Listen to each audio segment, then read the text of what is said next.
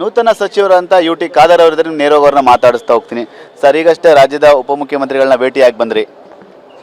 ಹೌದು, ನಮ್ಮ ಈಗ ಸಚಿವ ನಮ್ಮ ಕೊಲೀಗ್ ಆಗಿದ್ದಾರೆ, ಸಹೋದ್ಯೋಗಿ ಆಗಿದ್ದಾರೆ. ಈ ಸಂದರ್ಭದಲ್ಲಿ ನಾವು ಇಷ್ಟು ಮುಖ್ಯಮಂತ್ರಿಯನ್ನು ಭೇಟಿ ಆಗ್ತೇವೆ, ಉಪಮುಖ್ಯಮಂತ್ರಿಯನ್ನು ಭೇಟಿ ಆಗ್ತೇವೆ, ಮಾಜಿ ಮುಖ್ಯಮಂತ್ರಿಯನ್ನು ಭೇಟಿ ಆಗ್ತೇವೆ.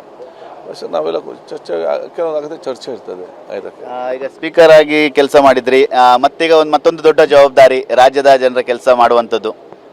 ಹೌದು, ಯಾಕಂತ ಹೇಳಿದರೆ ಹಿಂದೆ ನಾನು ಸಭಾಧ್ಯಕ್ಷನಾಗಿ ಶಾಸಕರಿಗೆ, ಶಾಸಕಾಂಗಕ್ಕೆ, ನಮ್ಮ ವಿಧಾನಸಭೆ ಮತ್ತು ನಮ್ಮ ವಿಧಾನಸಭೆ ಸಭೆ ಇದೆಲ್ಲ ಕೂಡ ಅಭಿವೃದ್ಧಿ ಮತ್ತು ಅವರಿಗೆ ಬೇಕಾದ ಯೋಜನೆಗಳು ಪ್ರಯೋಜನ ಕೊಡುವಂಥದ್ದು, ಅವ್ರ ಕಷ್ಟ ಅಳಿಸುವಂಥದ್ದು ಮತ್ತು ಅದಕ್ಕೆ ಪರಿಹಾರ ಕೊಡುವಂಥ ಕೆಲಸ ಮಾಡ್ತಿದ್ದೆ.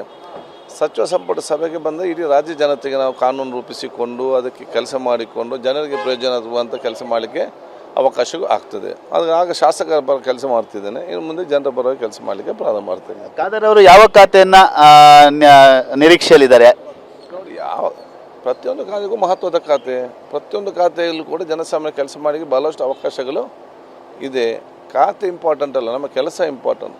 Work is not important, our post is not important, our work is important. ನೀವು ಯಾವುದೋ ಖಾತೆಯಲ್ಲಿ ಕೂತ್ಕೊಂಡು ಏನೋ ಕೆಲಸ ಮಾಡೋದು ಖಾತೆ ಏನೋ ಆಗ್ತದೆ. ದೊಡ್ಡ ಖಾತೆಯಲ್ಲಿ ಕೂತ್ಕೊಂಡು ಕೆಲಸ ಮಾಡಿದರೆ ಎಲ್ಲಿಗೆ ಹೋಗ್ತದೆ. ಸೊ ನಾವು ಕೂತ್ಕೊಂಡು ಅನ್ನೋದು ಯಾವುದೇ ಇರಲಿ, ಕೂತ್ಕೊಂಡ ನಂತರ ಟೆನ್ಷನ್ ರಹಿತವಾಗಿ ನಾವು ಚೆನ್ನಾಗಿ ಕೆಲಸ ಮಾಡಬೇಕು. 2013ರಿಂದ 2016 ಕೂಡ ನೀವು ಆರೋಗ್ಯ ಸಚಿವರಾಗಿ ಕೆಲಸ ಮಾಡಿದಂಥವ್ರು, ಸಾಕಷ್ಟು ಕೆಲಸ ಮಾಡಿದಂಥವ್ರು. ಅದೇ ಖಾತೆಯನ್ನು ನಿರೀಕ್ಷೆ ಇದ್ರೆ ಯಾವುದೇ ಕೊಟ್ಟರು ನಿಭಾಯಿಸ್ತೀನಿ ಅಂತೀರಾ?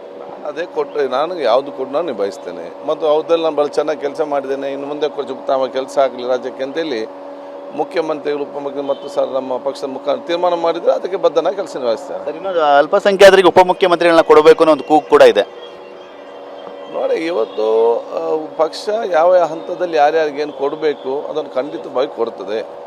ಸಮಾಜದ ಎಲ್ಲ ವರ್ಗವನ್ನು ಸಮಾನತೆಯಿಂದ ಪ್ರೀತಿ ವಿಶ್ವಾಸ ನೋಡಿಕೊಂಡು ಹೋಗುವಂಥ ಪಕ್ಷದ ಕಾಂಗ್ರೆಸ್ ಪಕ್ಷ.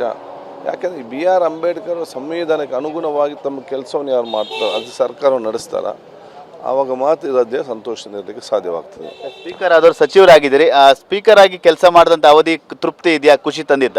ಸ್ಪೀಕರ್ ಆಗಿ ನಾನು 3 ವರ್ಷ ಸಂಪೂರ್ಣ ತೃಪ್ತಿ ಇದೆ, ಖುಷಿ ಇದೆ, ನೆಮ್ಮದಿಯಿಂದ ಇದ್ದೇನೆ. ಇಡೀ ಒಂದು ಕುಟುಂಬದ ರೀತಿಯಲ್ಲಿ ನಾವು ನಮ್ಮ ಮುಖ್ಯಮಂತ್ರಿಗಳು, ಉಪಮುಖ್ಯಮಂತ್ರಿ, ಸಚಿವರು, ಆಡಳಿತ ಶಾಸಕರು, ಪ್ರತಿಪಕ್ಷದ ನಾಯಕರು, ಇಂಥೆಲ್ಲ ಮುಖಂಡರು ನಾವು ಸಂತೋಷದಿಂದ ಒಂದು ಅಸೆಂಬ್ಲಿಯನ್ನು ನಡೆಸ್ತಿದ್ದೆವು ಮತ್ತು ಆಗ ನಾವು ಸೇರ್ತಿದ್ದೆವು.